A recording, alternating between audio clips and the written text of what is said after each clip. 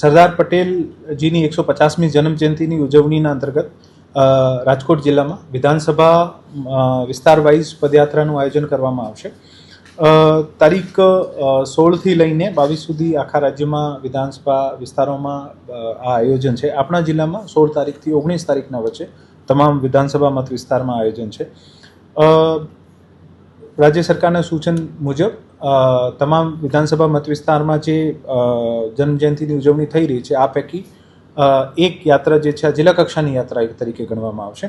અને આ ભાગમાં આપણે વિધાનસભા વિસ્તાર 69 જે છે રાજકોટ પશ્ચિમ જે છે આમાં જિલ્લા કક્ષાની જે જન્મજયંતિની ઉજવણી અંતર્ગત પદયાત્રા જે છે આ સવારે 10 વાગે બહુમાળી ભવન ચોકમાં સરદાર પટેલના સ્ટેચ્યુથી શરૂ કરીને જિલ્લા પંચાયત ચોક, કિશનપરા ચોક, હનુમાન મઢી ચોક, રેયા ચોકડી, ઇન્દિરા સર્કલ, કોટેચા ચોક, મહિલા કોલેજ ચોક અને પછી રિટર્નમાં બહુમાળી ભવન ખાતે પૂરી થશે. લગભગ 9થી 10 કિલોમીટરનો રૂટ છે અને 5000થી વધુ જે માણસો જે છે આમાં ભાગ લેશે. એવી જ રીતે જિલ્લાના તમામ વિધાનસભા વિસ્તારોમાં વિધાનસભા વિસ્તાર 70માં રાજકોટ દક્ષિણમાં 17 તારીખે સાંજે 3:30 વાગે આશાપુરા ચોકથી શરૂ થશે. વિધાનસભા વિસ્તાર 68 રાજકોટ પૂર્વમાં 18 તારીખે સવારે 10 વાગે જકાતનાકા મોરબી રોડથી. વિધાનસભા વિસ્તાર 71 રાજકોટ ગ્રામ્યમાં 19 તારીખે સવારે 8:30 વાગે ખોખરદરથી.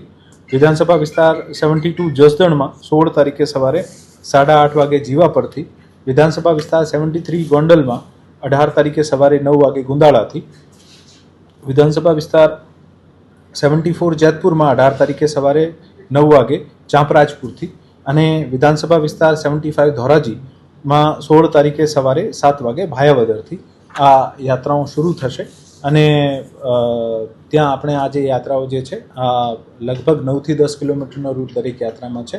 અને આ યાત્રા દરમિયાન વિભિન્ન કલ્ચરલ એક્ટિવિટીઝ જે હોય અને સરદાર પટેલની જીવનથી રિલેટેડ જે પણ આપણે ઇન્સ્પિરેશનલ પ્રકરણો જે છે જે પણ આપણે આજના તારીખમાં યુવાઓને શીખવાની જરૂર છે આ બધી વાર્તાઓ પણ થશે.